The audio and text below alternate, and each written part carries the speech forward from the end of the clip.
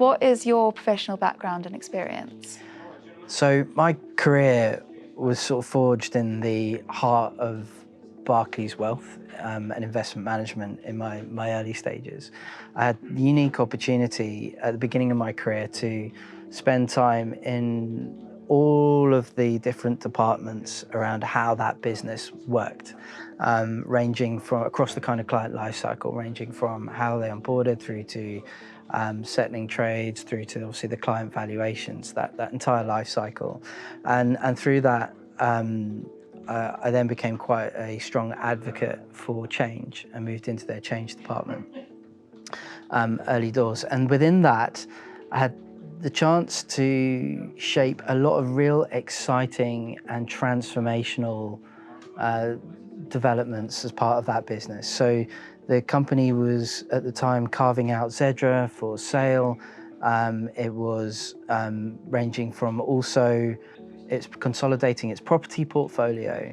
It was also redeveloping its branch to what it was calling the branch of the future.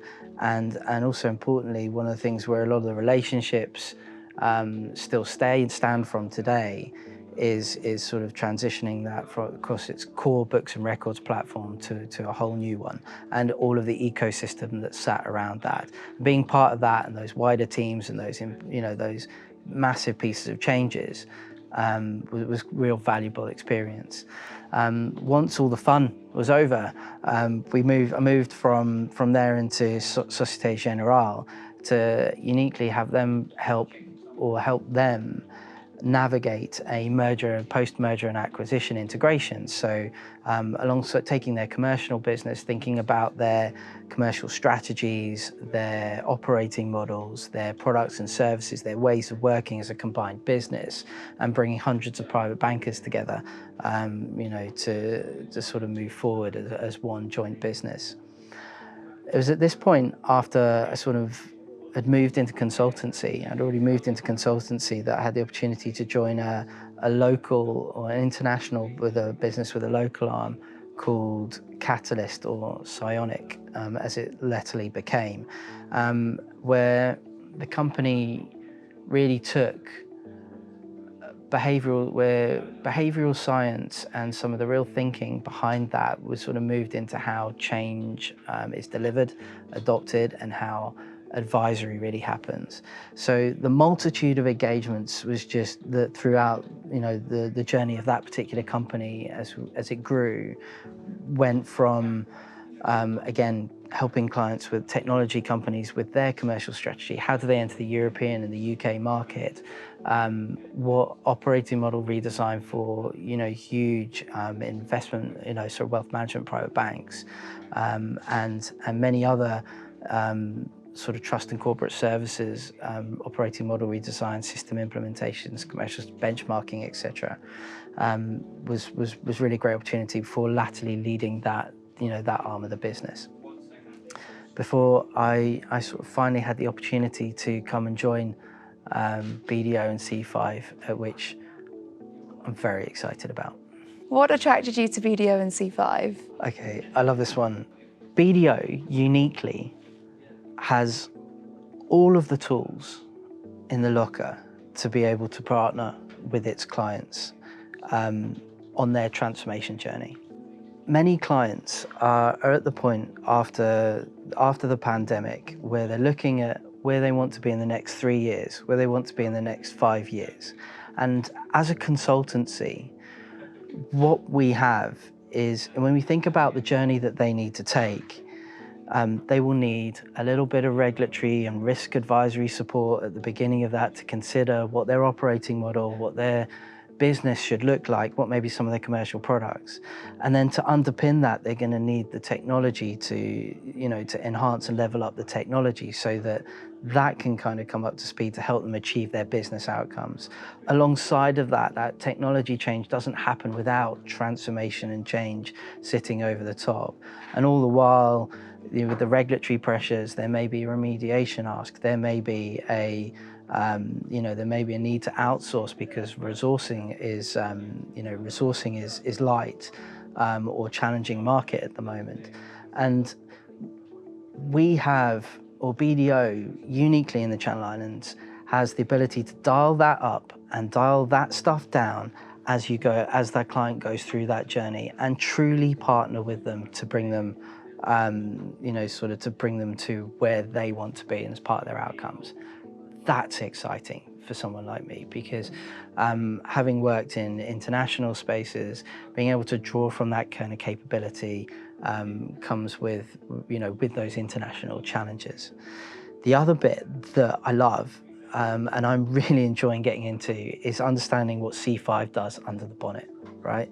So being a Jerseyman, I've seen C5 grow up, and I've always wondered what kind of happened in between those, or what kind of technologies out there. And it is full, and I can tell you after a little while that it is full of incredible people doing incredible things. I walked in a few weeks ago, and I saw one of the team put his HoloLens glasses on and start picking out Power BI dashboards from the air, just like you're in Minority Report. And it's those kind of things which you can see moving into the future, the evangelism that can happen in a space where you can innovate. That are the things, those possibilities attracted me to BDO and C5, the art of the possible, and I love that I can see that. What do you love about your job? What I love, I have been so lucky to fall into an incredibly inspiring and energizing team. The capability that is already here is palpable. You can feel those bubbles, that buzz of excitement, right, when with the creation of the team. And I'm also lucky that this has happened at a moment where we've all collectively come more physically back together into a space. But I am very energized and quite excited for the possibility and the dynamics and the diversity of thought and creativity that kind of comes with the great humans that sit within BDO. And I just love the feeling that I get from being part of that and being in the thick of it. The second thing is I really enjoy being able, and again, being able to consult internally as well as externally. Very few consultancies allow themselves to look at themselves in that sort of manner sometimes, but it is the most powerful thing. If you're talking to clients about what we do and we do it ourselves, it makes a big difference. It makes a huge difference. So for example, if I phone up the help desk, it's the C5 managed service help desk, right? And if I think about what we want to do with our own Dynamics version of Dynamics 365, it is our consultants that, use their understanding, their expertise to turbocharge the way we work. And as a result, we have a thriving environment where change happens, innovation happens, and that's just a great place to work. Why do you think professional services is a career young people should consider? So this was a question that actually a few of us, a think tank was put together alongside Jersey Finance, where they're looking to understand what the skills gaps might be in the island, and obviously what some of those ways that we have, or opportunities that we have as an industry to try and address this. And for me, power of three things. The skills are so transferable, right? So if that comes from, planning your wedding through to, organizing your next family get together, or any parts of your life, or building a bedroom or a bathroom, those skills are transferable. And you'll be able to take them across industry, and then from finance, that's, it's clear. It is also so technology driven. So secondarily, it is technology driven. And that digital environment is the world that we are moving into. Our children, have iPads, and the next iteration of that will be something that, they need to be able to involve in. So that is really important to hold. What do you think are some of our current emerging trends? I think there are three things that are really important for clients at the moment, right? So we have, first off, the digitalization journey. this is something that should just be a default. It's a given for clients now, right? But there's also that sort of post-pandemic play where clients, of course, companies and clients have gone through an exercise where they put their foot on the ball and they're considering how they can best transition to this new world. And that, in essence, whilst it is and should be a default, is very much something that is forming a lot of clients' transformation arcs over the next 3 years. Okay, so what happens? How do we move in the next 3 years? The other element, which is clear and very prevalent for us in Jersey and in the Channel Islands, is regulatory compliance. That's number 2. So there is everyone will know, or anyone that would listen to this would know that there is a money val assessment that is coming up, and as a result the regulator enforcement is much more important, and also the underlying technology that sits behind that is something which people need to think about and are starting to think about. So the questions that we want people to ask, which is, how do I take my existing compliance framework and evolve that to a place where it both complies, and we take the technology to underpin that, where it both complies, but also adds value to the business's commercial enterprise. There is an opportunity to do that where the two can kind of come together. The third one is a juggernaut, right? It is the digital assets environment. So, the crypto world, or the tokenization. This is something which you can see is playing out through people's personal experiences. Many people are starting to go down the rabbit hole. And with that, though, a lot of the wealth management, private banking and corporate services providers, they're yet to really truly understand what that means. Like, again, when you think about the regulatory environment, the policies and the steer on how you can use some of the existing vehicles or ways of working to bring digital assets and funds and cryptocurrency about and make use of the well-regulated environment that we have here has only just started. It is very much at the bleeding / cutting edge, but a great opportunity, because it is coming, it is wealth, it is financial services, and it is something that the tokenization of the world certainly feels a lot more imminent than it perhaps did 2 years ago. What are some of the books that have greatly influenced your life? So there are 2, right? There's probably 2 things I'd probably like to draw upon. First one is a book called Wink. It's a really interesting book. Many people wouldn't have heard it, but ultimately it's a parable about wealth. And of course, wealth can come in many different forms, right? Through your family or through the traditional sense of the word. And it's a simple story.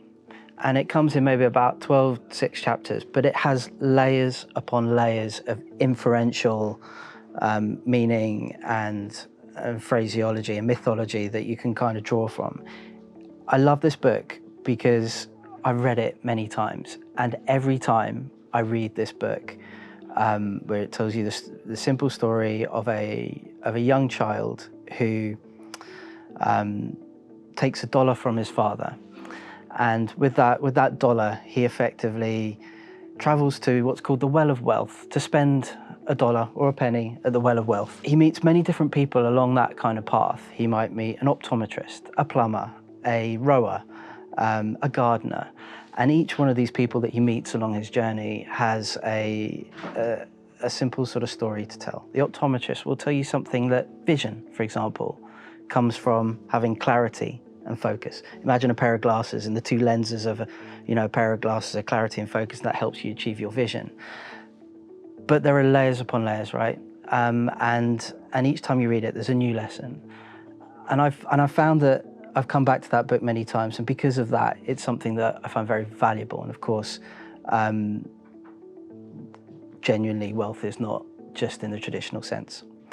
The second thing I'd probably sort of draw upon as well, slightly disruptive, is podcast. Different these days, but I found that I've been drawn to many different podcasts over the last 2 to 3 years, much more influential.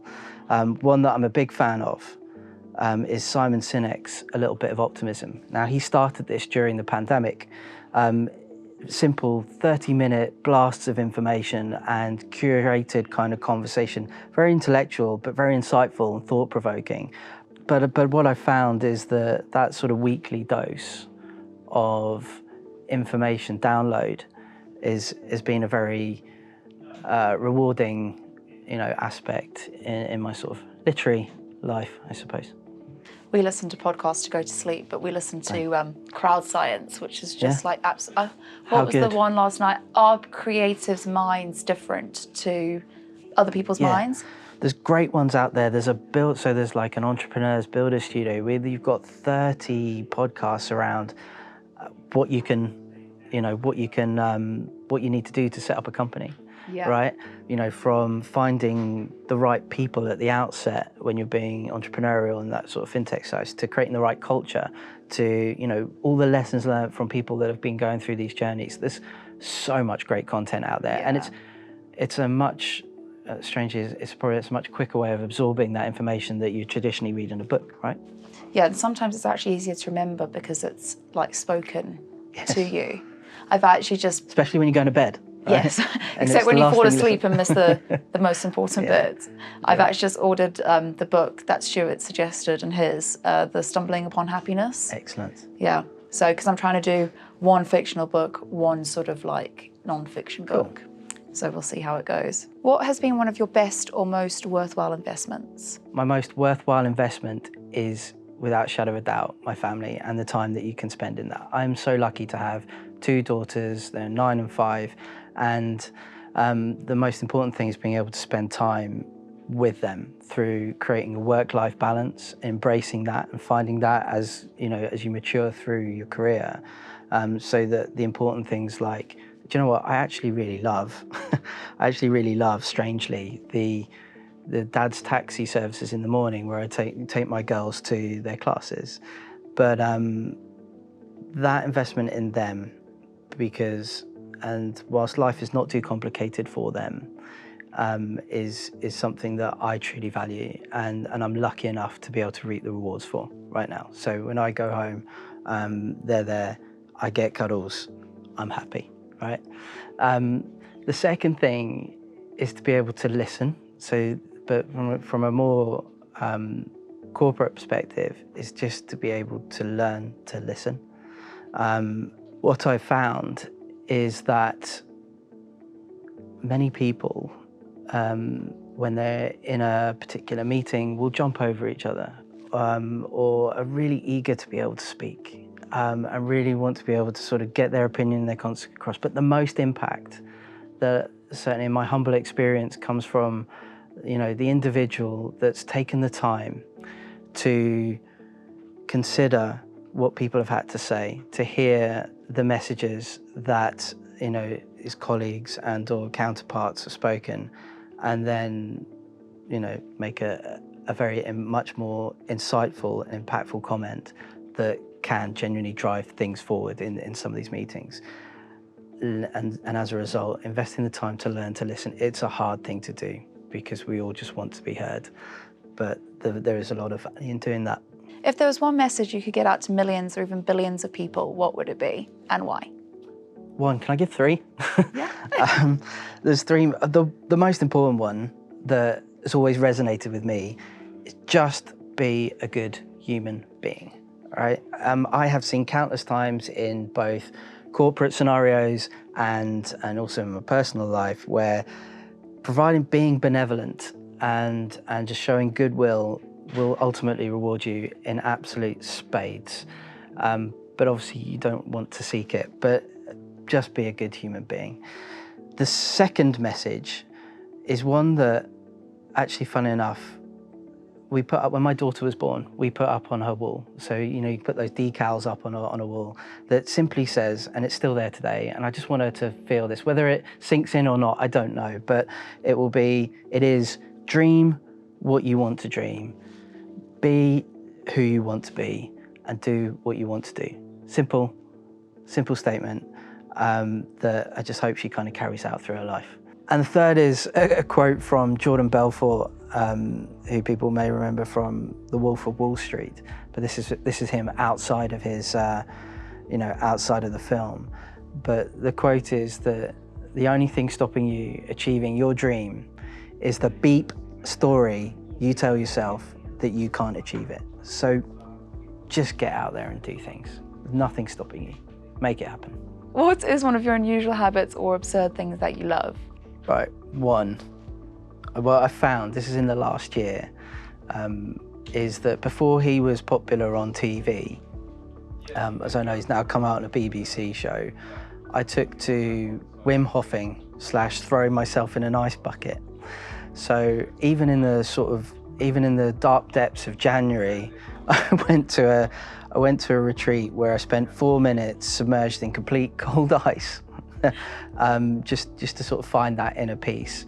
And I found that I actually quite like cold exposure as a result of that. So that's helped driven things. So jumping in the sea a lot more than I should do, because you do feel so good afterwards. When you give that little bit of hardship, you can really sort of feel, it does sort of invigorate you. It throws the sort of beans of life, into you, especially if it's at 0 degrees on a cold January morning. The other habit I have, which I strangely love, is I'm the first one up in the morning, so I make my wife a cup of tea every morning without fail, and that is a habit that's drummed into me now. Perfect. It's true. Dickie is my tea man. I get him master. to make me tea every day. She actually put it in her wedding vows, little devil. Yeah. What, that you have to make tea every day? Yeah.